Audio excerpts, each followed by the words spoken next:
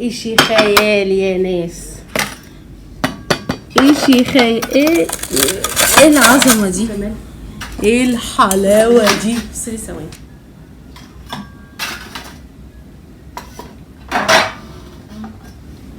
بصوا الجمال.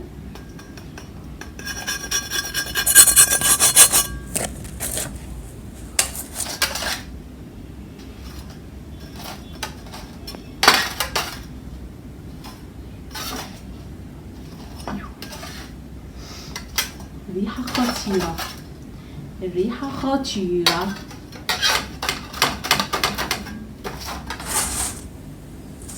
بصوا الجمال، بصوا قد ايه تحفة.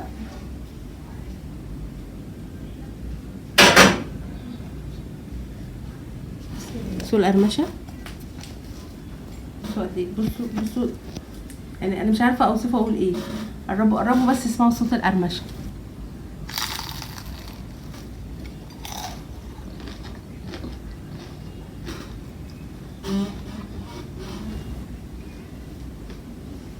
مزيكا.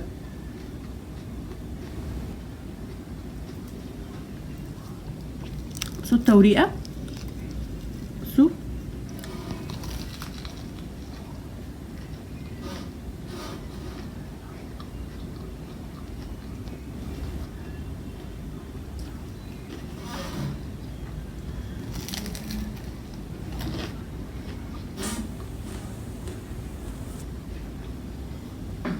الموضوع ده كبير،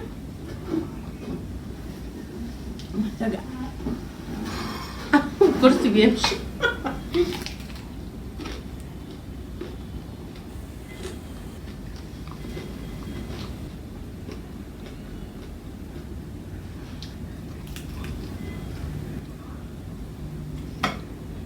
بصوا من الاخر اختراع. تعالوا نشوف. بصي بقى يا ستي، اول حاجه معانا نص كيلو دي 4 كوبايات بالكوبايه المعياريه اللي انا بستخدمها دي. 4 كوبايات منها بيعملوا نص كيلو من الدقيق. حابه تعملي كيلو مفيش مشكله، بس طبعا هتضعفي المقادير. هنحط عليهم ربع معلقه صغنونه ملح، دي يكون منخول، معلقه ممسوحه بالمعلقه الصغيره اللي هي بتاعه الشاي بيكنج باودر. على النص كيلو زودتي الكميه هتزودي طبعا البيكنج باودر. هنقلبهم كويس جدا. اهم حاجه بس انخلي الدقيق. بعد كده هنجيب كوبايه ميه ساقعه من التلاجة. ايه تقولي ايه يا نرمين؟ ميه ساقعه من التلاجة؟ ميه ساقعه من التلاجة في العجينه دي. كوبايه بالكوبايات المعياريه اللي انا حطيت بيها ال4 كوبايات هحط بيها كوبايه ميه وشويه. لكن زي ما احنا متفقين في كل معجناتنا ما تنزليش بالميه واحده، قصدي اسفه، مره واحده، انزلي واحده واحده. نركز في العجينه دي ميه ساقعه من التلاجة. جربي العجينه دي. بصي هستنى رايك في التعليقات.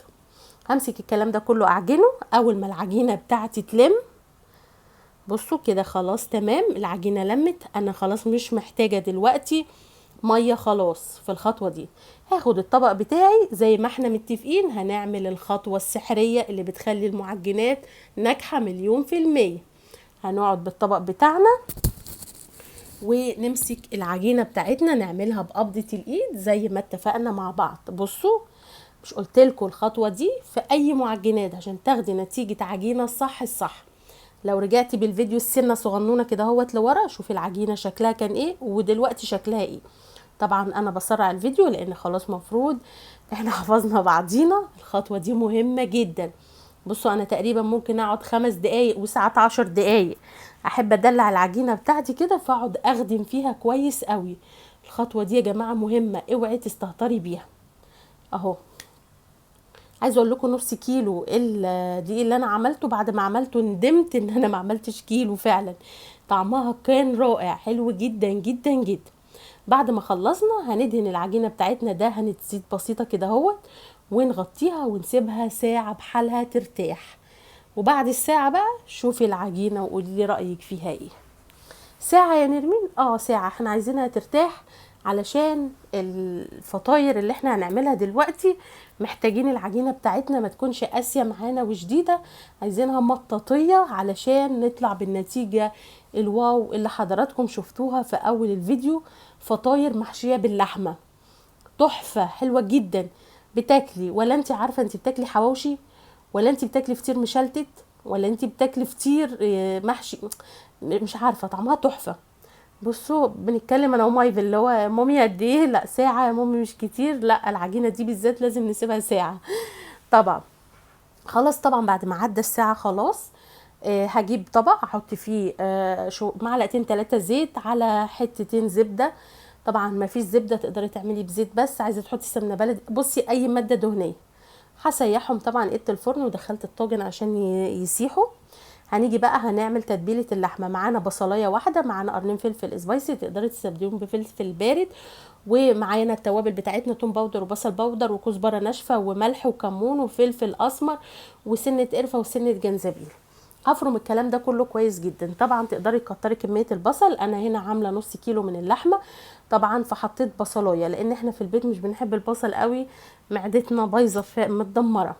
فطبعا تقدري كميه البصل براحتك. بصي بقى العجينه بعد الساعه بقت عامله ازاي. طبعا فرمت اللحمه المفرومه كويس جدا في الكبه وظبطت ملحها، ولو حابه شطه ضيفي، وخلصت على كده وركنتها على جنب. هعملها كور صغيره. شفتوا بقى العجينه بتاعتنا بقت عامله زي الملبن. هو فكره الفيديو النهارده العجينه دي تقدري بقى تحشيها باي حشوه انت عايزاها. تقدري تحشيها حشوه فراخ، تقدري تحشيها جبن، تقدري تعمليها ساده، حلوه جدا جدا جدا. ونص كيلو هيرمي معانا كميه. هبتدي طبعا اكورها. انا اوريدي كورت اللحمه، بس ما رضيتش اطول عليكم الفيديو لان فيديو النهارده المقصود منه العجينه دي. بصوا بوريكم العجينه قد ايه طريه جدا، بتلزق سيكه لكن مش بتلزق في ايدي، يعني بتلزق بس التلزيق. كل ما كانت العجينه بتاعتك طريه وبتلزق في ايدك بسيط كده اهوت، كل ما خدتي نتيجه معجنات طريه وجميله جدا وخفيفه. طبعا كورتهم اهو من غير ميزان ولا اي حاجه، كرات صغنونه كده اهوت. الزبده طبعا بالزيت اللي انا سيحتهم بقى على كل كوره كده بحط ايه، شويه صغنونه شويه صغنونه. المعلقه اللي انا مستخدماها دي معلقه صغيره اللي هي معالق الشاي الصغنونه، بحط سنه سنه سنه كده اهوت. طبعا بعد ما كورتهم كور بغطيهم وبسيبهم يرتاحوا نص ساعه. بعد النص ساعة طبعا باجي مكان عندي يكون واسع، اي مكان هتشتغلي عليه يعني، عشان هنفردها مستطيلة مش دايرة بالمنظر اللي حضرتك شايفاه ده اهو. بصي وتشدي اي حاجة هتتقطع منك عادي خالص، هتتداوى في المرحلة اللي بعدها. بصي المقصود بان انا باجي شمال وباجي يمين، ان انا بورق العجينة اكبر كمية من التوريق. يعني بصي اهو بشد هنا بقى. المقصود ان انا سبت الخميره اول حاجه تخمر ساعه، وبعد ما عملتها كور سبتها تخمر نص ساعه.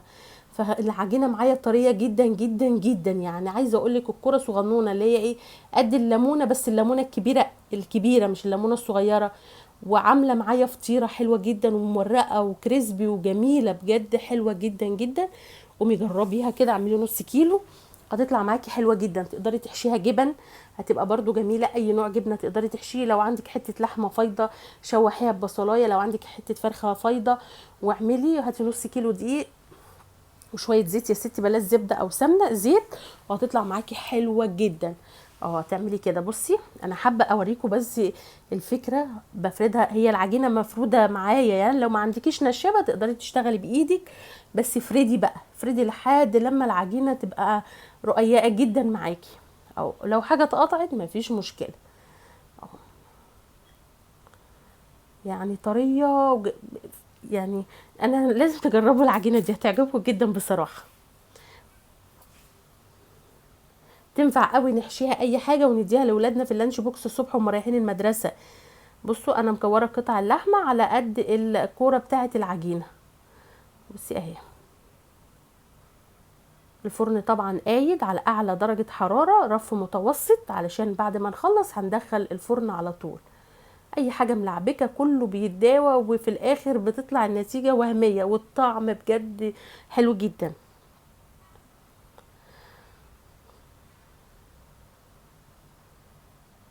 الصينيه طبعا اللي هنحط فيها تكون مدهونه دهنه حلوه كده من الزيت او الزبده، او بصي اي ماده دهنيه. هنفرد مستطيل. بصوا بنعمل كده وبعدين كده كانك بتعملي سمبوسه اهو. بصي بقى كده بتورق قوي، يعني بصي هتلاقيها مورقه معاكي جدا اهو. سهله وبسيطه، وعايزه اقولك بتعمل معاكي كميه مهوله.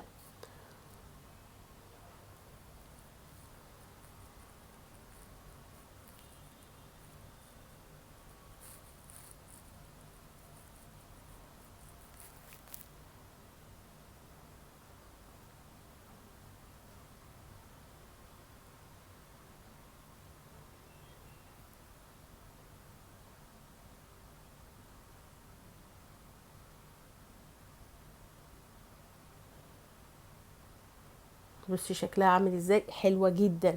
بصوا بوريكم عشان مرتاحه واخده هوا. هندي بقى ايه رشه زبده كده اهوت بسيط، ندهن الفطيره بتاعتنا زبده بسيط كده. ما تقولوش ان المواد الدهنيه كتيره يا نرمين، هي كل دي دهنه بسيطه بس. العجينه بتاعتنا عشان مخدومه كويس، فاي حاجه بتحطيها بتبان فيها. هعمل معاكم واحده كمان. بصي اهو، النشابه بستعملها لسرعه الوقت، ومش هقولك ان هي مش مفيده، لا مفيده، بتطلع العجينه معاكي حلوه، بتحافظ عليها ان هي ما تتقطعش، لان برضو لما بتفردي بايدك الى حد ما هتتقطع معاكي. فهاتي لك نشابه صغنونه كده اهوت من السوق واستعمليها. هنا طبعا ينفع نحط سمنه كده اهوت، يعني ايه، تدي توريقه اكتر، تدي قرمشه اكتر واكتر. بصوا بشد فيها بتتشد معايا. هنا المقصود ان احنا عاجنين العجينه صح، خدمينها صح، سيبناها ترتاح. العجينه معاكي عماله تشد، يعني بصي تشدي تلاقيها بتلف اهو. بصي عماله شد وتلف، سهله بسيطه حلوه جدا جدا جدا، وما اخدتش وقت. وزي ما بقولك ينفع تعمليها باي حشوه.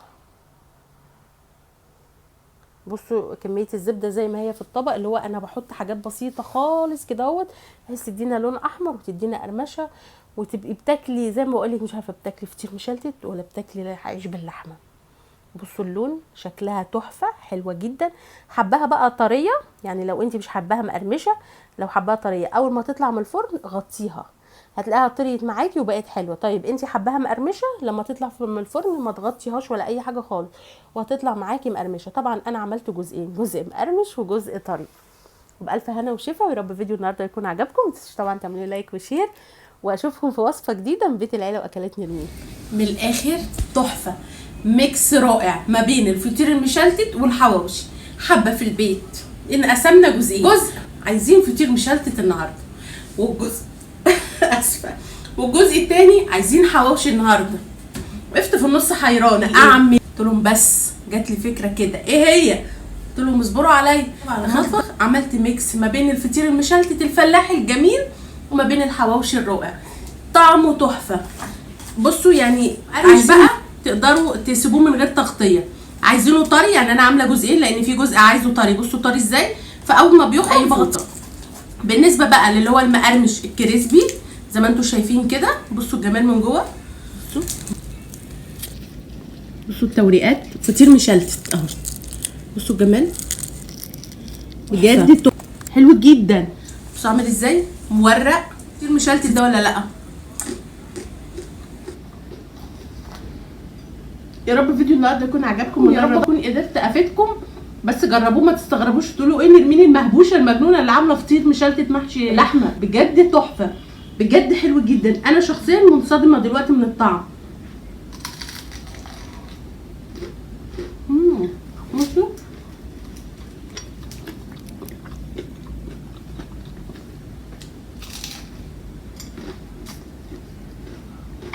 مش عارفه عجبكم النهارده، يا رب تستحملوا مني ولو اي حاجه بسيطه، بس بجد بجد بامانه جربوا الفطير المشلتت بالحواوشي بالطريقه دي، يعني الوجه جدا جدا. ما تعملوش نص كيلو دي، اعملوا كيلو، لان نص كيلو قليل، طعمه تحفه. لان الفطير ينفع طبعا لو فات منه حلو جدا جدا جدا. ما تنسوش طبعا تتابعوني على البيج بتاعتي على الفيسبوك بيت العيله واكلات نرمين، والانستا باسم اشوفكم في اكله جديده من بيت العيله واكلات نرمين.